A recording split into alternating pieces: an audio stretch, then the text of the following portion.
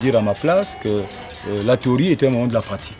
Et nous avons encore à entendre les résultats, nous avons vu, ils sont probants, que les ignames produites aujourd'hui à Oyo, à notre sol d'Oyo, sont d'une valeur telle que ce serait le meilleur produit d'Afrique. Il le dit parce que c'est le technicien du domaine, nous avons des ignames qui pèseraient 500 grammes à 1 kg. Il est un peu tôt de parler des conservateurs, dans la mesure où nous avons des semences qui ont été introduites. On n'en a pas en quantité suffisante pour pouvoir avoir une position qui puisse couvrir les besoins du marché. Mais ce qui est important, c'est de fournir beaucoup d'efforts, de mettre tous nos efforts dans la balance, aussi bien le FIDA qui est partenaire du gouvernement au niveau de ces projets, que le gouvernement lui-même.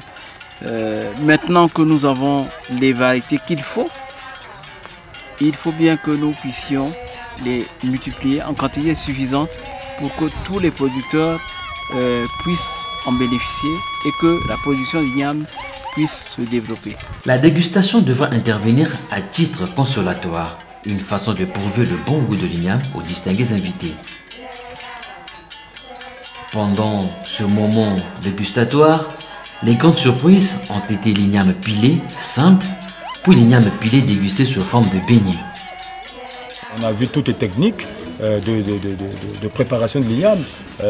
À la simple habitude de bouillir, on nous a fait comprendre qu'on peut produire des purées avec des mortiers à fond plat, pas à fond conique comme nous avons d'habitude, pour faire notre foufou entre guillemets, mais cette fois-ci en igname. Deux, on a même compris qu'il n'est pas bien de jeter ce qui aurait pu avoir passé une journée de plus par rapport à la consommation, parce que le produit pourrait être un peu dur, mais qu'on pourrait le rafraîchir et à la limite le produire sous forme de croquettes. Et l'expérience a été montée par nos jeunes dames du CRAFO qui ont servi ce plat et nous en sommes convaincus. La tournée s'est très bien passée. Nous allons faire une réception à Brazzaville certainement le 19 du mois courant. Nous allons amener des tubercules que les mamans ont bien voulu nous céder parce qu'elles nous ont donné la mission d'amener ces tubercules à Brazzaville pour aller les montrer à ceux qui ont en charge l'agriculture, pour leur dire qu'elles ont besoin de ces tubercules-là, qu'il faut les aider pour les multiplier. Merci parce que bino bato bengaki biso na formation na Oyo na Bambala tukendaki kuna esili tozongaki bamboka bopiaki biso ba variété ya Bénin biso toyi tokundi yango quand même tozwaki eloko tokoko opima bino te bon même babalo yo bokenda kolakisa na bakozi na bino. Aussi bien à Gamboma, c'est-à-dire en dessous école, aussi bien à Oyo où nous sommes aujourd'hui, aussi bien à Ngoko où nous sommes passés, aussi bien à Evo où nous sommes passés dans deux sites différents. La tonalité est la même, les tubercules se comportent d'une façon extraordinaire et j'ai été très ému de voir dans un groupement des mamans qui ont plus de 60 ans, 70 ans même, qui dansaient autour des buts parce que n'ont jamais vu une igname qui arrive à maturité au bout de 6 mois.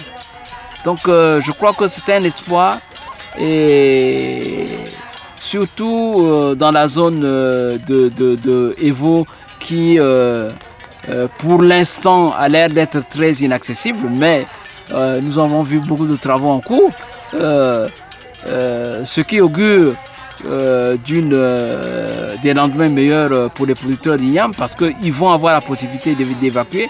Mais d'ores et déjà, ils ont le marché gabonais qui est très friand des ignames d'Afrique de l'Ouest. Et étant donné que généralement ces ignames sont importés du Bénin et que bon, depuis un moment, le Bénin avec la crise alimentaire mondiale qu'on connaît a des restrictions. Donc il y a du travail et de l'argent à gagner pour les producteurs.